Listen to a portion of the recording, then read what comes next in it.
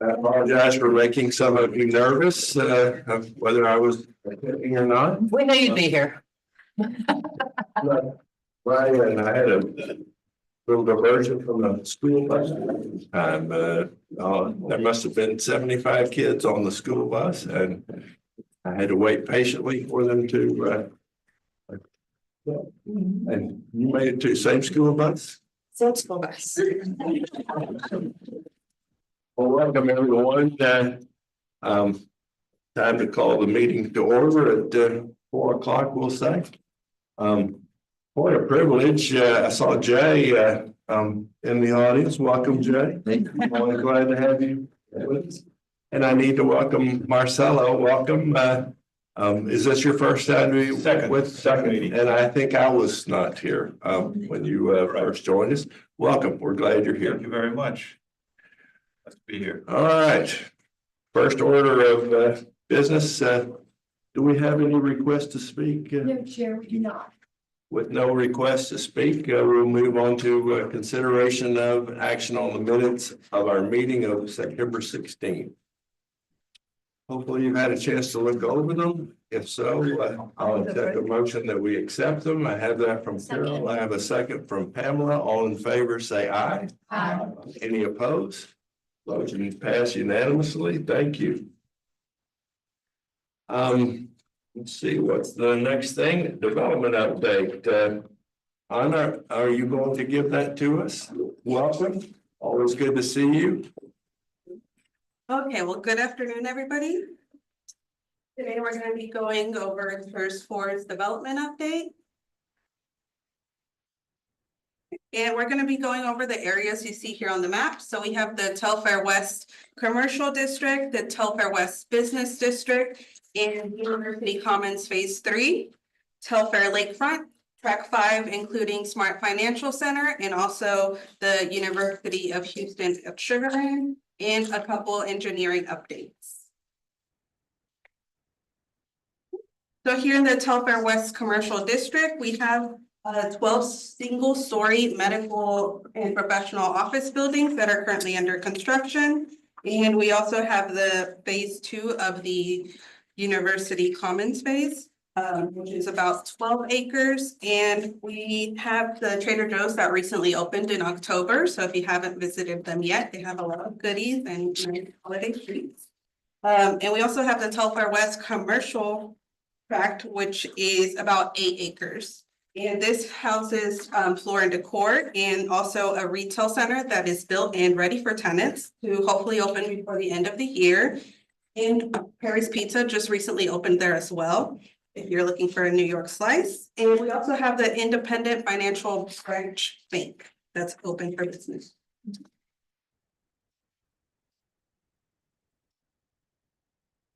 And here we have the Telfair West Business District. So since last year, we had 2 tracks that had construction. So Reserve E and G were under construction last year and are now ready for their tenants to move in and open up.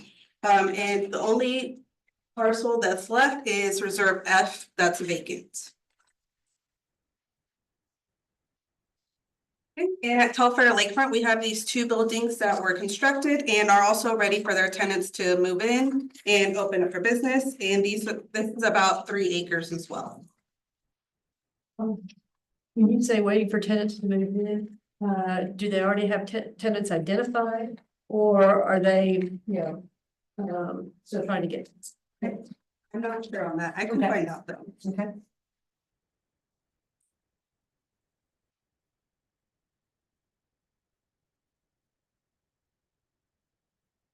And then we have University Commons. So last year, Chair King was under construction and they're now open. And they also have some other retail areas that are ready for their tenants as well. And the Wallace Bank is open for business.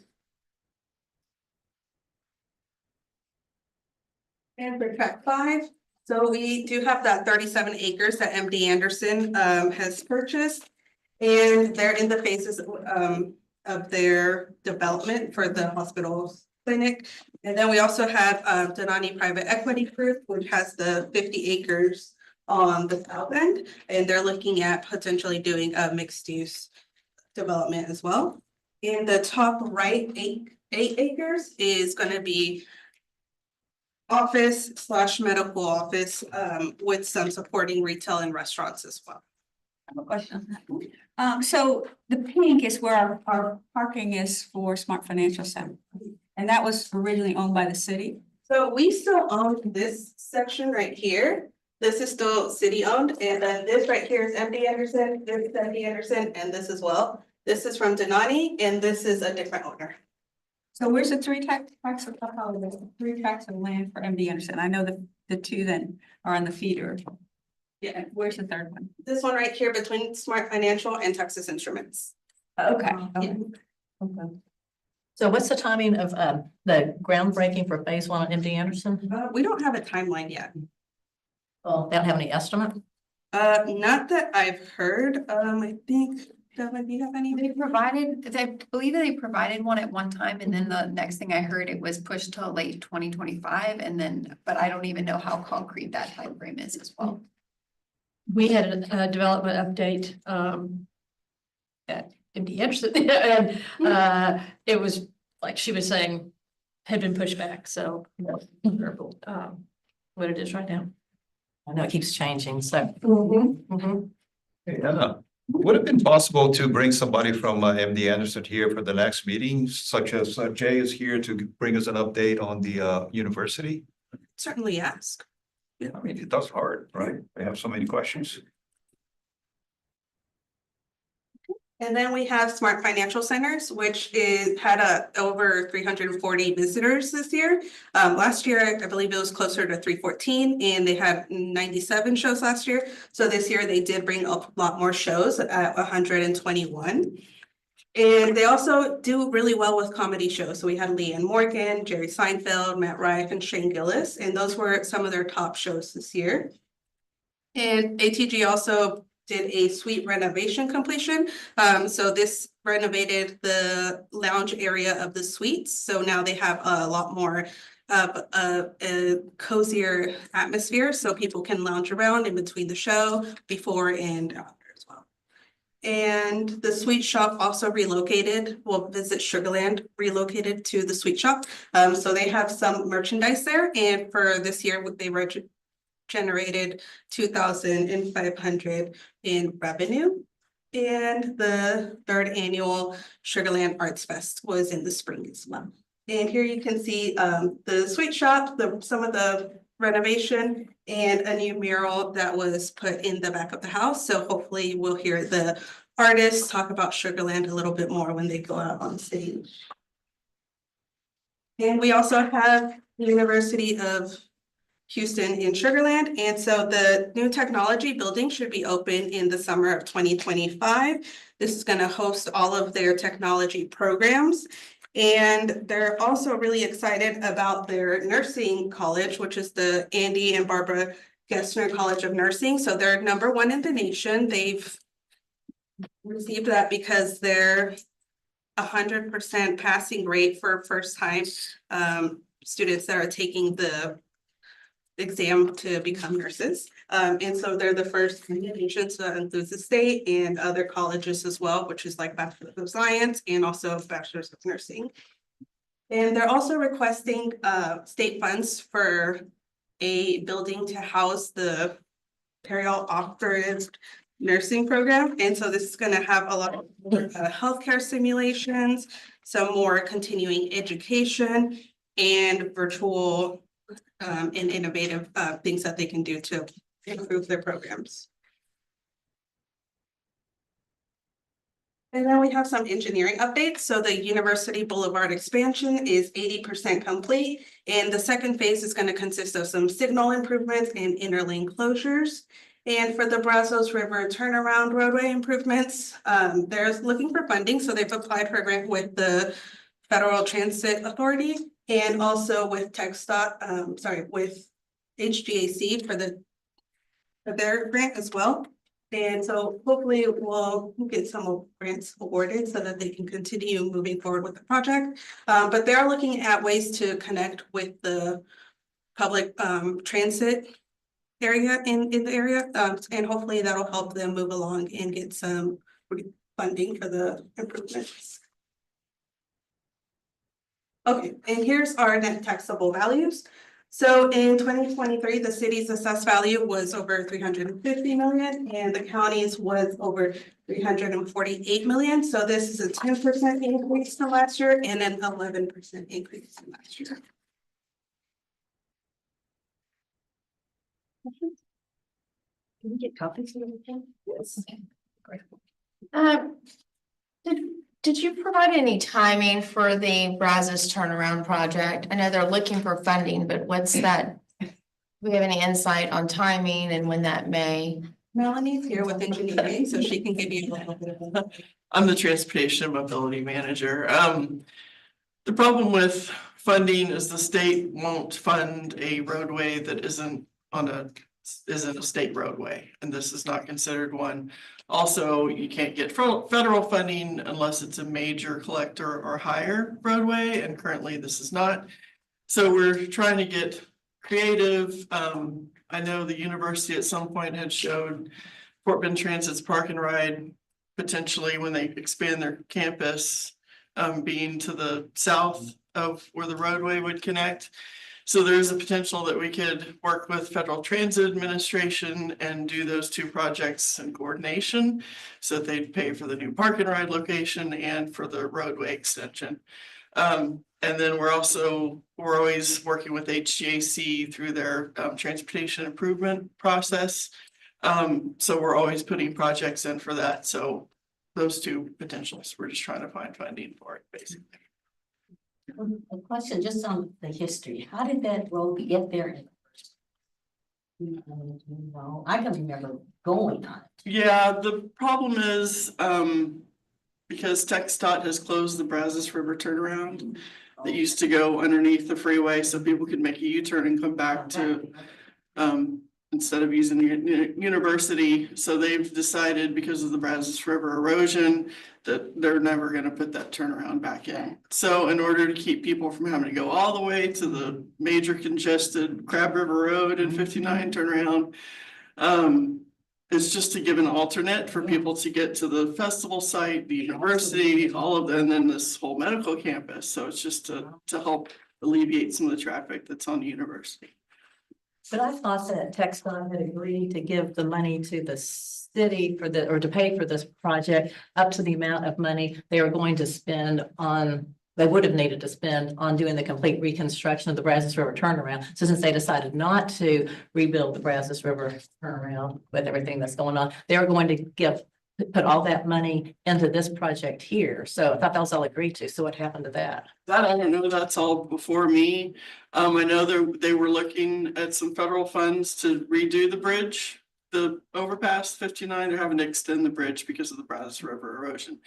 Then they decided to use state funds to fund that project instead. So we were kind of left, well, what happens to our part? Because now we kind of got left to the side. This is what they're doing there now, is expanding the bridge.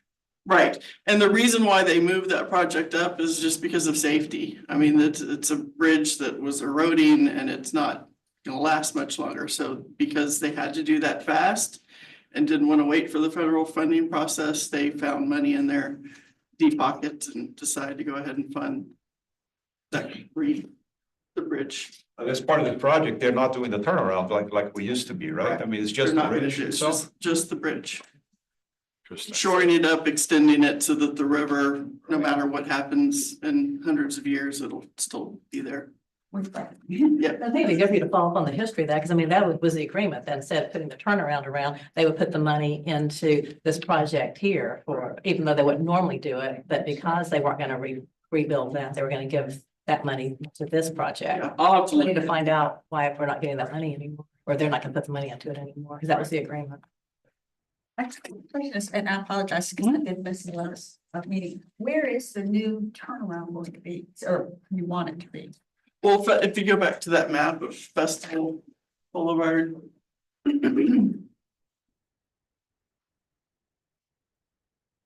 Because currently Festival Boulevard ends here and it just goes into the park site. This would be a new extension that would connect about to Wentworth. We're not sure exactly where it would connect. And then the Fort Bend Transit Park and Ride could be south of that. So they have their own dedicated space. But yeah, it would be extending the roadway, so it connects with University. Okay, so you get off on University and be able to get to that area Right. instead of having to do the turnaround. Yes, exactly. I thought it was gonna connect right to Wentworth and there was gonna be a stoplight there, a common stoplight. I think that was The the original. design of it isn't official yet. This is an old image. They had This is meetings, the they said he had concept. meetings with residents about that. Right. That's where it would be, It's gonna be exactly it would that. be best for it to come out at Wentworth, because then he could put a light and it would be much Yeah, easier. and the residents said they now wanted the light at Wentworth. Yeah. Yeah. You're welcome. So I'll find out about the history of that. Thank you. 'cause Yeah, thank you. Want to make sure we're not missing out on any money. I'm always working on money. Any other I'll keep the money in this. Okay, it's his hand. Jay, I don't know if y'all remember this or not, we hosted y'all a couple of years ago to do the flood mitigation and the traffic study. That was directly tied to this. So y'all have invested in this project already. We worked on an MOU during the pandemic to build, the plan for the road. All of that's still set in place if the funding comes available. So we've had a relationship with Fort Bend Transit Authority for over 20 years now. They actually built our original parking lots. That lease agreement has expired. We've given them an extension. They're a wonderful partner. They're now running students from Fort Bend, from Sugar Land to the main campus. So there is an opportunity to revisit that, to put the park and ride somewhere on Festival Site Road or new and improved Festival Site Road that may give additional, whether it's surface lot parking or structured parking, that may be an option. But I just wanted to connect those two pieces because she was like, wait, we did see that map. Because we did the traffic study, funded that, and we got green thumbs or thumbs up on both of, the flood mitigation and the traffic for there. So again, thank you for your continued support, but we're waiting. But you are committing as U of H to dedicate that space for. All of that stuff, Yes. all of that's already taken care of. That MOU's in place. Thank you. thank you, Jay. Any other questions? Comments? Thank you, Anna. All right, it's time to consider and act on a recommendation for the fiscal year 2024, the annual report to the city council. Anna? Okay, so today we're going to be going over the annual report for TIRZ 4 for fiscal year 2024. So the annual report is a requirement of chapter 311 of the Texas Tax Code, and it's going to include the zone's values, revenues, and expenditures. And upon the board's approval, the report will be reviewed and approved by city council before being sent to the state comptroller, as well as all the taxing entities of the zone, including Fort Bend County and the Drainage District, Fort Bend ISD, Lid 17, MUD 137, 138, and 139. Now some basics of the zone. In 2009, the zone was created by the city and it had a 21.5 million base value with a 50% participation rate. And in 2011, both MUD 138 and 139 agreed to participate at a tax rate equal of 50% of the city's tax rate above their base value, which for the first 15 years. And MUD 138's base value is 10.5 million. And while MUD 139's base value is 10.9 million. And finally, the county and the Drainage District agreed to participate in 2013 at 50% of their base value above 72.1 million. And the tax increment of the zone allows for the development of the public improvements in the 700-acre zone.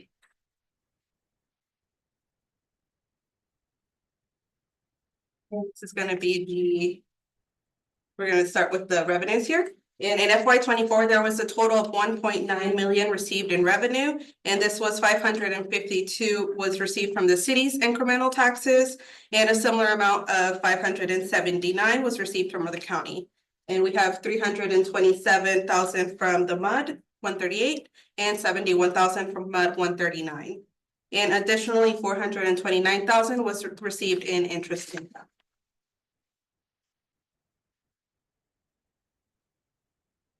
And for FY 24, the expenditures were about 39,000, and this was just falling under professional services. And the zone has no prior bond indebtedness and none was incurred in FY 24. And then we have your incremental taxes for tax year 2023, which is fiscal year 2024. And the city's appraised value came in at 350 million. So given the 21.5 face value, the total captured value is about 328.9 million.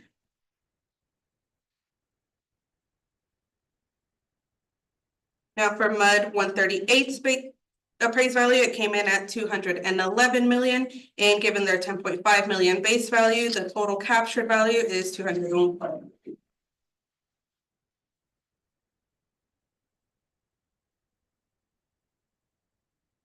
And for MUD 139, their appraised value is 74.5 million, and their 10.9 million base value gives us a captured value of 63.5 million.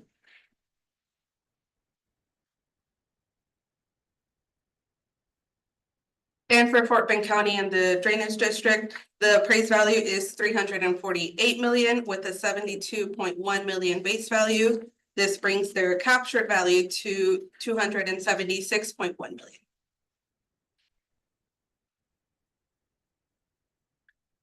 Now for our final. I have a question back on the 2021, why is there an S after that? Not on this slide, but on the previous slides. So that means that was a supplemental roll.